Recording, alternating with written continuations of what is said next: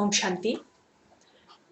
आज फिर एक बार आप सभी का स्वागत है 7 दिवसीय राजयोगा मेडिटेशन कोर्स में। आज हमारा तीसरा दिन है और हम परमात्मा के परिचय के बारे में जान रहे थे कि वो मेरा पिता, मुझ आत्मा का पिता, वो परमात्मा कौन है, वो एक ईश्वर कौन है जिसे हम सभी भगवान मानते हैं, खुदा मानते हैं, अल्लाह मानते हैं, गॉड मानते हैं। वो मेरा पिता, वो मेरे ही समान ज्योतिर्बिंदु स्वरूप है और वो भी वहीं का रहने वाला है जहां की मैं आत्मा रहने वाली हूं। फिर वो मेरा पिता इस सृष्टि पर आकर कौन से कर्तव्य करता है।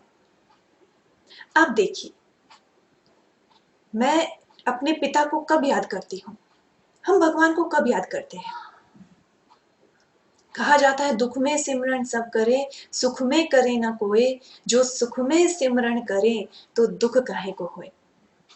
अर्थात जब हम दुख में होते हैं, परिस्थितियों में होते हैं, समस्याओं में घिरे होते हैं, तब मुझे उस परम पिता परमात्मा की याद आती है।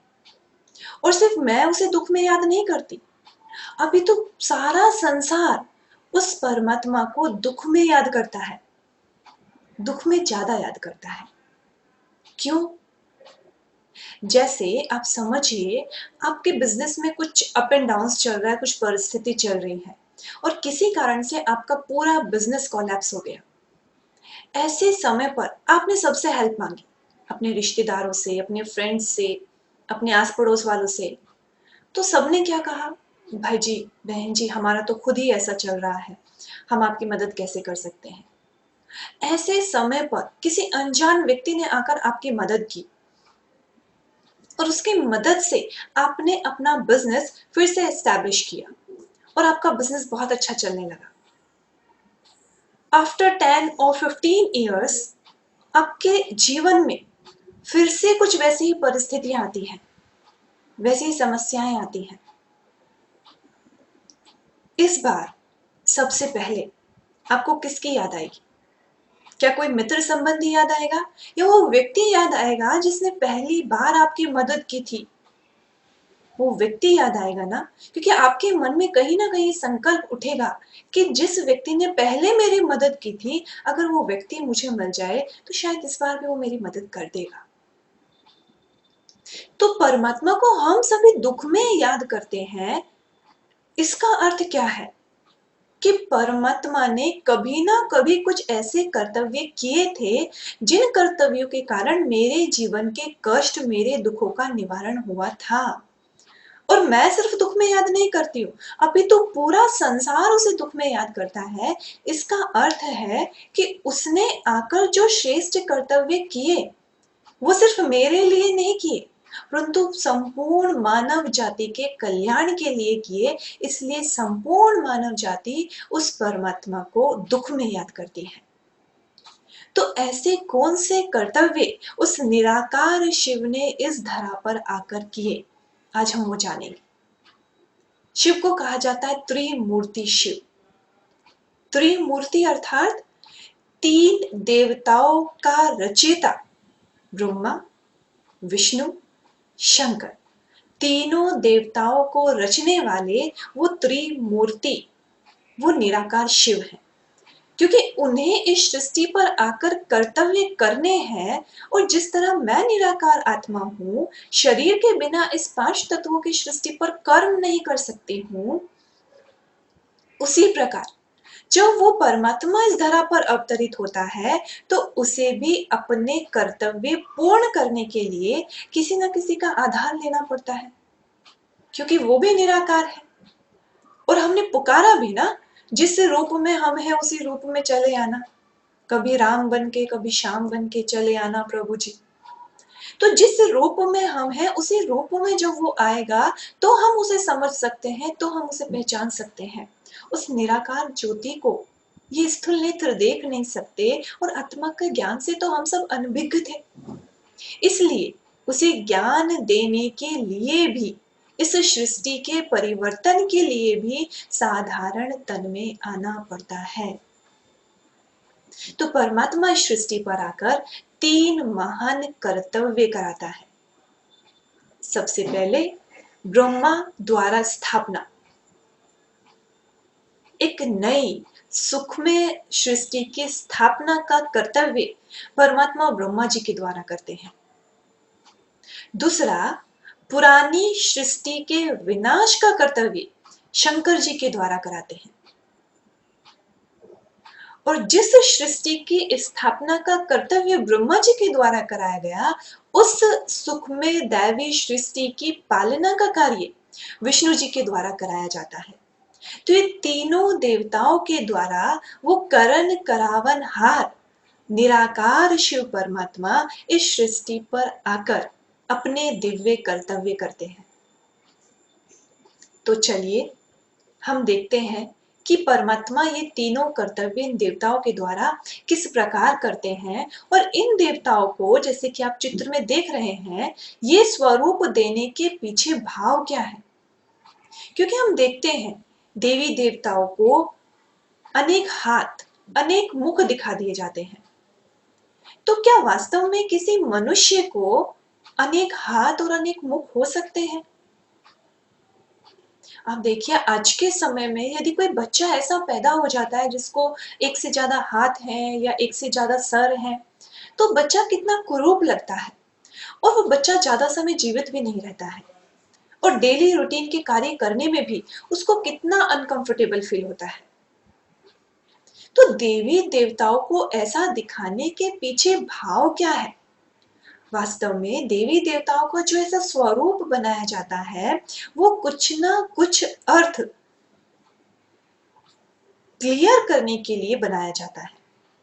अभी जब हम ब्रह्मा जी को देखते हैं, आप चित्र में देख रहे हैं कि ब्रह्मा जी को बहुत साधारण रूप में दिखाया गया है, जबकि हमने जो शास्त्रों में ब्रह्मा जी को देखा वो तो अलग ही स्वरूप में दिखाया गया है और यहाँ तो ब्रह्मा जी को कुछ अलग दिखाया गया है। वास्तव में ब्रह्मा शब्द कोई व्यक्ति विशेष का नाम नहीं है। ब्रह्मा अर्थात ब्रह्मांड की मां। ब्रह्मा कर्तव्यवाचक शब्द है। वो मां, वो तन, जिस तन का आधार लेकर परमात्मा एक नए सुखमय सृष्टि की स्थापना का कर्तव्य करते हैं, उस तन को नाम दिया गया ब्रह्मा। इसलिए ये साधारण रूप में ब्रह्मा जी को दिखाया गया है। ब्रह्मा के बारे में जब हम बात करते हैं तो परमात्मा सृष्टि पर आकर इस तन का आधार लेते हैं, क्योंकि उन्हें इस सृष्टि का नव सर्जन करना है, इस सृष्टि का नव निर्माण करना है, इस दुखी सृष्टि को परिवर्तित कर सुखमय सृष्टि की स्थापना करनी है। तो जब वो परमात्मा इस सृष्टि पर अवतरित होता है तो वो एक ऐसे तन का आधार लेता है जो बहुत अनुभवी हो। जिस प्रकार यदि आपको अपने घर का निर्माण कराना है, आपको एक नया घर बनाना है, तो आप किसी व्यक्ति को कॉन्ट्रैक्ट देंगे घर बनाने का। तो आप कैसे चूज करेंगे कि मुझे कौन से व्यक्ति को कॉन्ट्रैक्ट देना है? जरूर किसी ऐसे व्यक्ति को देंगे जो अनुभवी होगा, जिसके पास घर बनाने का एक्सपीरियंस होगा, क्योंकि घर तो हम रोज रोज तो बनाने वाले नहीं है। कैसे कैसे करके एक व्यक्ति घर बनाता है, कितने सालों की कमाई को वो इकट्ठा करता है, तब जाके एक घर बनाया जाता है। तो हम सोचते हैं हमारा घर बहुत अच्छा बनना चाहिए। तो जिस व्यक्ति को हम कॉन्ट्रैक्ट दे रहे हैं तो हम देखते हैं उसको अनुभव है या नहीं है, कैसे कैसे घर उसने बनाए हैं, वहां जाकर देखकर भी आते हैं कई बार। तो उसी प्रकार परमात्मा को तो इस संपूर्ण सृष्टि के नवसर्जन का कार्य करना है, तो परमात्मा भी इस सृष्टि से उस आत्मा को सेलेक्ट करता है जिसको इस सृष्टि का संपूर्ण ज्ञान होता है। जिनको आप चित्र में देख रहे हैं, इनका दैहिक नाम दादा लेखराज था। वो बचपन से ही अपनी माँ की बिना उनकी पालना हुई, क्योंकि उनकी माँ की मृत्यु बचपन में ही हो गई थी। थोड़े बड़े हुए तो पिता की मृत्यु भी हो गई, इसलिए बचपन में इन्होंने बहुत गरीबी भी देखी। लेकिन अपनी प्रतिभा के कारण इनके अंदर एक प्रतिभा थी कि ये हीरो को बहुत जल्दी परख लेते थे। तो उस प्रतिभा के कारण एक व्यापारी ने इनको अपना पार्टनर बनाया और अपना सारा जो भी कार्य था इनके ऊपर सौंप दिया। तो उस प्रतिभा के आधार पर इन्होंने अपना कार्य, अपना व्यापार बहुत सारे स्थानों तक फैलाया और जिस कारण बड़े-बड़े राजा महाराजाओं से भी इनका उठना बैठना हुआ। तो गरीबी का अनुभव भी था, तो अमीरी का अनुभव भी था। इनके अंदर भक्ति भावना बहुत ज्यादा थी। बचपन से ही विष्णु जी के भक्त थे, गीता पाठी थे। बिना गीता का पाठ किए कभी भी अन्न ग्रहण नहीं करते थे। पर भगवान को प्राप्त करने की बहुत तीव्र इच्छा थी, इसलिए इन्होंने अपने जीवन में 12 गुरु किए। तो भक्ति भावना भी थी। नारी का सम्मान बहुत ज्यादा करते थे। एक बार इन्होंने लक्ष्मी नारायण का एक फोटो अपने नौकर से मंगवाया। तो जो चित्र हम सब देखते हैं जिसमें जो विष्णु जी हैं वो शेषनाग की सैया पर सोए हुए हैं और लक्ष्मी जी उनके पैर दबा रही हैं, वो चित्र वो नौकर लेकर आया। तो उन्होंने देखा ये चित्र उनको पसंद नहीं आया। उन्होंने उस चित्र को वापस कर दिया और कहा इसमें लक्ष्मी जी का दासी भाव प्रकट होता है। एक चित्रकार को बुलाया और कहा मुझे एक ऐसा चित्र बनाकर दो जिसमें लक्ष्मी और श्री नारायण जी का समान भाव प्रकट हो। तो इतना सम्मान नारी के प्रति इनके अंदर था। ऐसी अनेक अन्य विशेषताएं इनके अंदर थी जिस कारण से परमात्मा ने इस तन का आधार लिया। ऐसे तो परमात्मा जिस भी तन का आधार लेगा उसके लिए ये प्रश्न उठना स्वाभाविक है। तो जब हम ब्रह्मा जी को शास्त्रों में देखते हैं उसमें ब्रह्मा जी को 3 मुख दिखाए गए हैं, किसी में 4 मुख दिखाए गए हैं, 4 हाथ दिखाए गए हैं। ब्रह्मा जी को हमेशा वृद्ध अवस्था में दिखाते हैं क्योंकि जब परमात्मा ने ब्रह्मा तन का आधार लिया उस समय उनकी आयु 60 वर्ष हो चुकी थी, इसलिए ब्रह्मा जी को हमेशा वानप्रस्थ अवस्था में दिखाते हैं। उसके बाद ब्रह्मा जी को 3 मुख दिखाने का क्या भाव है? 3 मुख अर्थात वो परमात्मा तीनों कालों को जानने वाला है और वो मेरा पिता आकर मुझे भी ब्रह्मा मुख के द्वारा तीनों कालों का ज्ञान देते हैं, इसलिए ब्रह्मा जी को 3 मुख दिखाए जाते हैं। कहीं कहीं ब्रह्मा जी को 4 मुख दिखाए जाते हैं, अर्थात वो परमात्मा आकर हमें चारों युगों सतयुग, त्रेता, द्वापर, कलयुग चारों युगों का ज्ञान सुनाते हैं, उनकी नॉलेज देते हैं, इसलिए ब्रह्मा जी को 4 मुख दिखाए जाते हैं। फिर ब्रह्मा जी को 4 हाथ दिखाए जाते हैं और चारों हाथों में अलग अलग अलंकार दिए जाते हैं। सबसे पहले ब्रह्मा जी को वेद शास्त्र दिखाए जाते हैं क्योंकि वो मेरा पिता शिव बाबा ब्रह्मा तन के द्वारा मुझे सभी वेदों शास्त्रों का सार सुनाते हैं, इसलिए ब्रह्मा जी को वेद शास्त्र दिखाए जाते हैं। उसके बाद ब्रह्मा जी को हाथ में माला दिखाई जाती है क्योंकि ब्रह्मा जी ने खुद उस परम पिता परमात्मा को श्वासों श्वास याद कर अपना जीवन श्रेष्ठ बनाया, इसलिए श्वासों श्वास याद का प्रतीक है माला। उसके बाद कमल पुष्प दिखाया जाता है, अर्थात घर गृहस्थ में रहते हुए अपना जीवन न्यारा और प्यारा बनाने का प्रतीक है कमल पुष्प। फिर कमंडल दिखाया जाता है। कमंडल अर्थात कमंडल माना हमारा बुद्धि रूपी बर्तन जिसमें मुझे परमात्मा का ज्ञान धारण करना है, उसका प्रतीक है कमंडल। तो ये 4 अलंकार ब्रह्मा जी को दिखाए जाते हैं। उसके बाद आते हैं शंकर जी। अभी शंकर जी को कहा गया विनाश का प्रतीक। विनाश अर्थात किस चीज का? आप देखिए कहते हैं जैसी दृष्टि वैसी सृष्टि, परंतु परमात्मा कहता है, शिव बाबा कहते हैं जैसी वृत्ति वैसी दृष्टि और जैसी दृष्टि वैसी सृष्टि। वो परमात्मा आकर हमें जो ज्ञान देते हैं उसके द्वारा मेरी बुद्धि अर्थात मेरे विचारों का परिवर्तन होता है, और जब मेरे विचारों का परिवर्तन होता है तो मेरा बुद्धि रूपी ज्ञान का तीसरा नेत्र खुल जाता है, जिसके द्वारा मैं अपने अंदर के ही विषय, विकारों, अवगुण और बुराइयों का नाश करती हूँ। इसलिए शंकर जी को तीसरा नेत्र दिखाया गया है, इसलिए उनको विनाश का प्रतीक दिखाया गया है।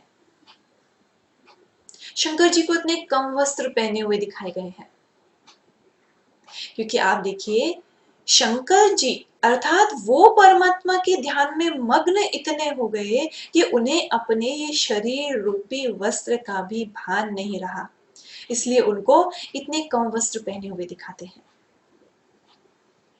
फिर आप देखिए शंकर जी का जो स्वरूप होता है वो अलग दिखाया जाता है। उनके शीश पर गंगा नदी दिखाते हैं, जो किस चीज का प्रतीक है?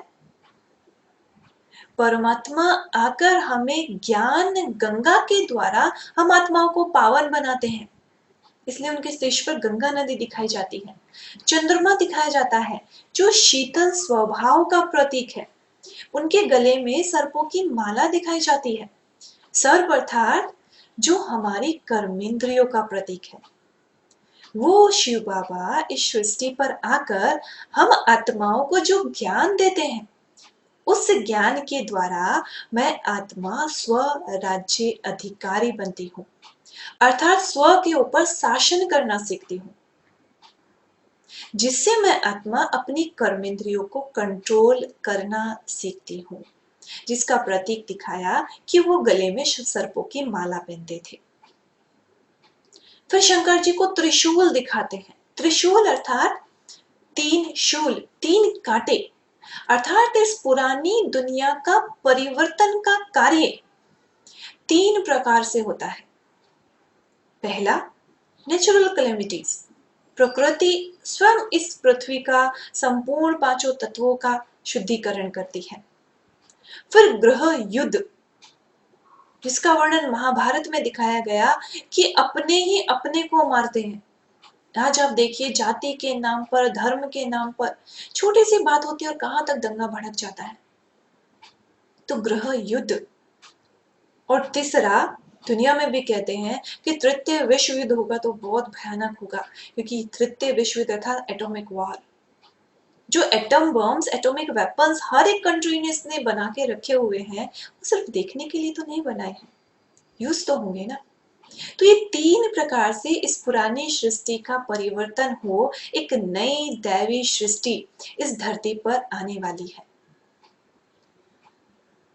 जिसकी पालना का कार्य वो निराकार शिव विष्णु जी के द्वारा कराते हैं।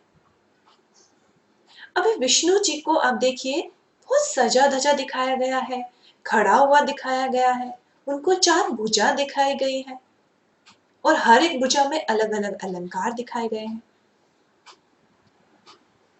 इसके पीछे का भाव क्या है? विष्णु जी अर्थात चार भुजा। अब सोचिए, क्या किसी मनुष्य को चार भुजा होगी? तो विष्णु जी को चार भुजा दिखाने का अर्थ क्या है? क्योंकि विष्णु जी को नई सृष्टि की पालना का कार्य करना है। एक बच्चे को भी यदि आज के समय में सही पालना देनी है तो माता और पिता दोनों की आवश्यकता होती है। इसलिए विष्णु जी अर्थात नई सृष्टि की पालना का जो कर्तव्य करते हैं, वो मेल और फीमेल अर्थात लक्ष्मी और श्री नारायण दोनों के ही कंबाइंड स्वरूप में विष्णु जी को दिखाया जाता है। जैसे हम दीपमाला पर महालक्ष्मी जी की पूजा करते हैं, श्री लक्ष्मी की नहीं लेकिन महालक्ष्मी की पूजा करते हैं। महालक्ष्मी अर्थात उनको चार भुजाएं दिखाई जाती हैं, जो लक्ष्मी जी और नारायण जी का कंबाइंड स्वरूप है। उसी तरह विष्णु जी लक्ष्मी जी और नारायण जी का कंबाइंड स्वरूप है, इसलिए उनको चार भुजाएं दिखाई जाती है, दो लक्ष्मी जी की, दो नारायण जी की।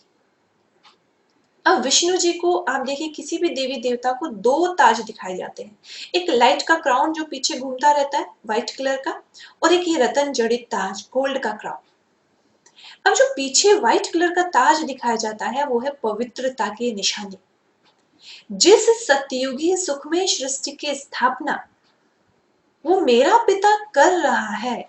उस सृष्टि में सभी देवी देवताएं पावन होते हैं। वो सृष्टि पावन दुनिया कहलाती है, पवित्र दुनिया कहलाती है। इसलिए देवी देवताओं के सर के पीछे वो व्हाइट कलर का चक्र घूमता हुआ दिखाई दिया जाता है, या फिर लाइट का व्हाइट कलर का शेड दिखाते हैं। फिर उसके बाद जो रतन जड़ित ताज है वो जिम्मेवारी का प्रतीक है। क्योंकि आप देखिए पहले समय में भी क्या होता था, जब किसी राजा को अपना राज्य अपने पुत्र को सौंपना होता था तो ताजपोशी की एक रस्म की जाती थी।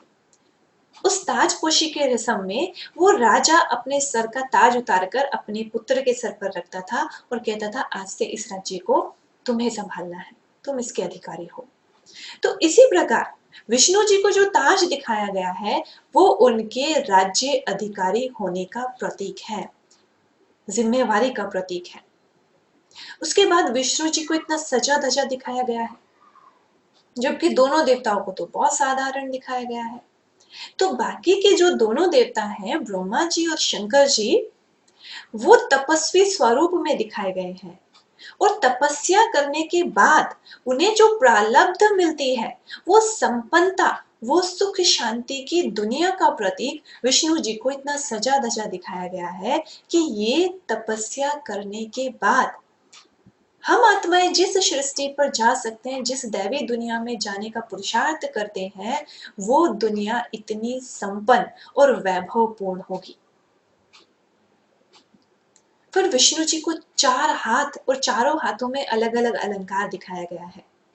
सबसे पहले कमल पुष्प, सबसे पहले स्वदर्शन चक्र अर्थात सुदर्शन चक्र। कहते हैं सुदर्शन चक्र चलाया और असुरों के गले काटे।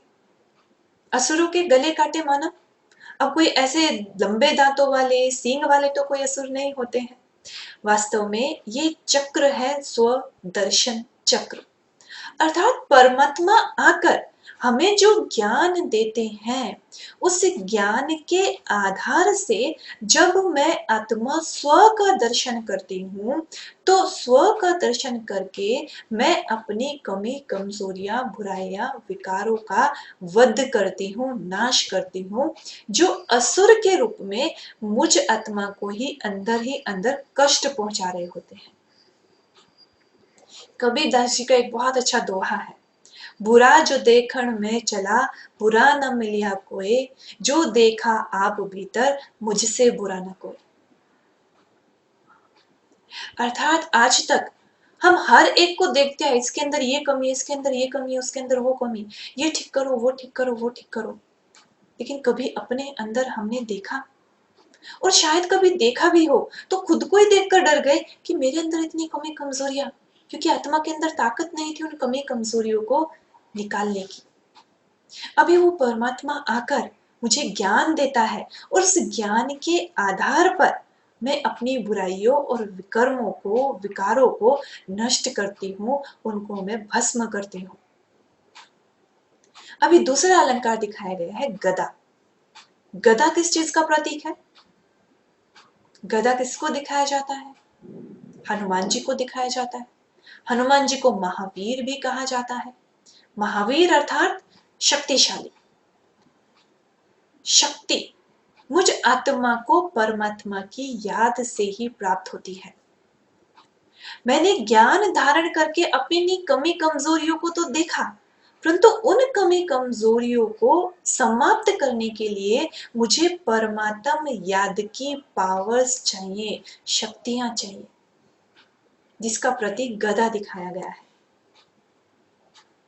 परमात्मा कहता है इन अवगुणों के आगे, बुराइयों के आगे तुम्हें डरना नहीं है, अपितु मैं अपनी सर्व शक्तियों सहित तुम्हारे साथ हूं, तुम निर्भय होकर आगे बढ़ो सत्यता के मार्ग पर, तपस्या के मार्ग पर। इसीलिए कहा जाता है एक कदम आपका, 1000 कदम उस परमात्मा के। हमें सिर्फ संकल्प रूपी एक कदम बढ़ाना है, वो परमात्मा 1000 कदम बढ़ाने के लिए तैयार है। तीसरा दिखाया गया है कमल पुष्प। कमल पुष्प, अब देखिए कमल का पुष्प कहाँ उत्पन्न होता है? तालाब में। कीचड़ में। हम देवी देवताओं के सामने कीचड़ की कोई भी चीज अर्पित नहीं करते हैं, लेकिन कमल का पुष्प उनके सामने अर्पित किया जाता है। दीपमाला पर स्पेशल हम कमल पुष्प लेकर आते हैं और लक्ष्मी जी को समर्पित करते हैं, क्योंकि उसे पवित्र माना जाता है, शुद्ध माना जाता है। कीचड़ में रहते हुए भी कमल का फूल हमेशा कीचड़ से ऊपर होता है, कीचड़ का ट्रेस मात्र भी उस पर नहीं होता है। उसका पूरा परिवार, कमल का बहुत बड़ा परिवार होता है, उसकी फैमिली बहुत बड़ी होती है, उसकी सारी फैमिली कहाँ रहती है? कीचड़ में रहती है, पानी के अंदर। लेकिन कमल पुष्प वो पानी से ऊपर, कीचड़ से ऊपर रहता है। भाव क्या है? परमात्मा कहता है हमें ये ज्ञान धारण करने के लिए, अपना जीवन श्रेष्ठ बनाने के लिए, परमात्मा को याद करने के लिए घर बार छोड़कर जंगल में जाने की आवश्यकता नहीं है। हमें अपने घर गृहस्थ में रहते हुए ही, अपनी जिम्मेवारी को संभालते हुए ही, अपने बीवी बच्चों फैमिली का ख्याल रखते हुए, उनकी जिम्मेवारी उठाते हुए भी अपना जीवन कमल पुष्प समान न्यारा और प्यारा बनाना है। इस समाज में रहते हुए इस समाज की बुराइयों रूपी कीचड़ का थोड़ा सा ट्रेस भी मुझ आत्मा पर ना आए, वो पुरुषार्थ मुझे करना है। ऐसा धारणा युक्त जीवन मुझे अपना बनाना है।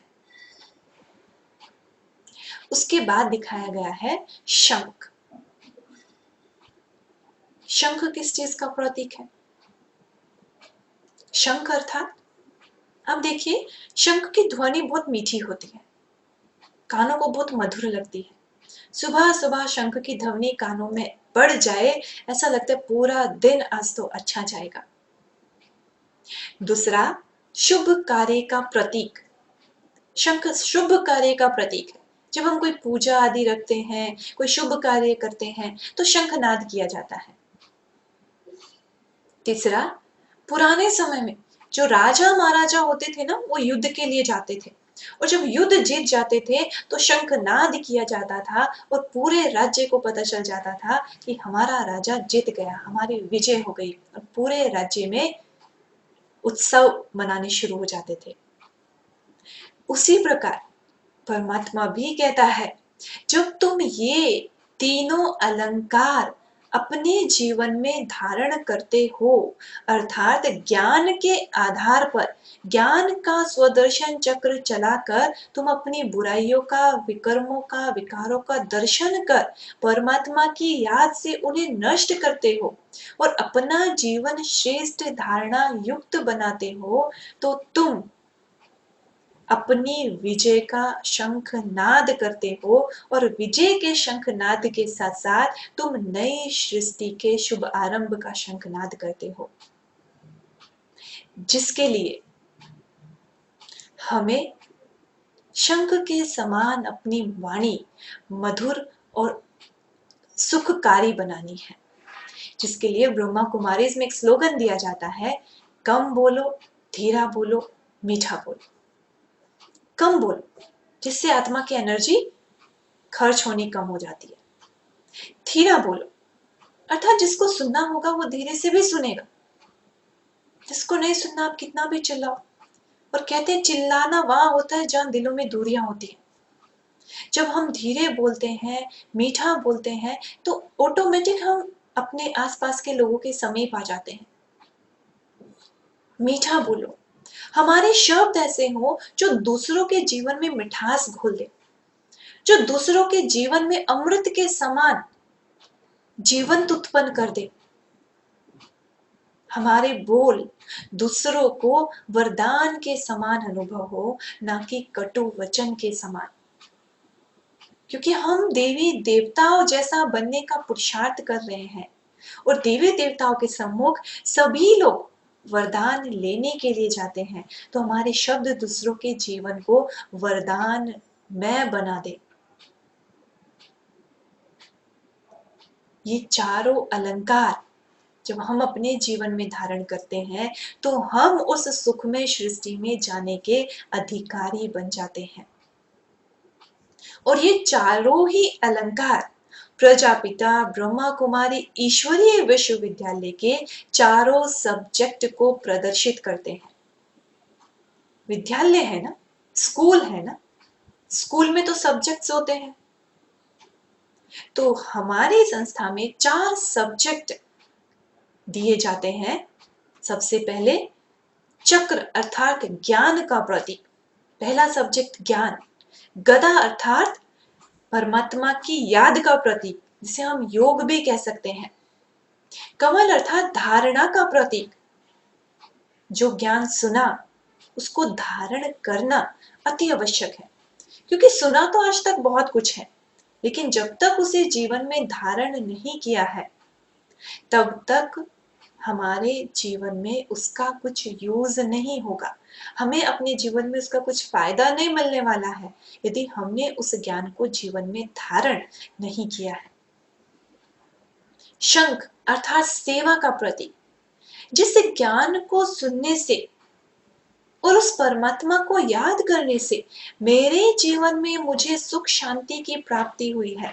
मैं बिछड़ी हुई आत्मा अपने इतने समय से बिछड़े हुए पिता से मिल गई, तो वही संदेश मुझे दूसरों को भी सुनाना है और मेरा जीवन ही ऐसा बन जाए कि मेरे जीवन से ही लोगों को प्रेरणा मिले कि ये जीवन सुख और शांति पूर्वक कैसे बिताना होता है। वो सीखना हो तो उस व्यक्ति से जाकर सीखो, ऐसा सुंदर जीवन मेरा बन जाए। और वो कब बनेगा? जब इस ईश्वरीय ज्ञान को मैं अपने जीवन में संपूर्णता से धारण करूं। तो ये थे परमात्मा के 3 दिव्य कर्तव्य, जो वो परम पिता परमात्मा आकर इस सृष्टि पर करता है। तो चलिए आज हम यहीं पर समाप्त करते हैं। कल फिर इससे आगे के चैप्टर में हम मिलते हैं। कल हम देखेंगे समय का ज्ञान, क्योंकि कोई भी हम कार्य करते हैं तो समय के अनुसार करते हैं। समय कौन सा चल रहा है, तो समय, ये सृष्टि रूपी घड़ी कौन सा समय हमें दिखा रही है और उस समय के अनुसार मुझे कौन से कर्तव्य करने हैं। कल हम सभी वो सुनते हैं और समझने का प्रयास करते हैं। आज के लिए यहीं तक। ओम शांति।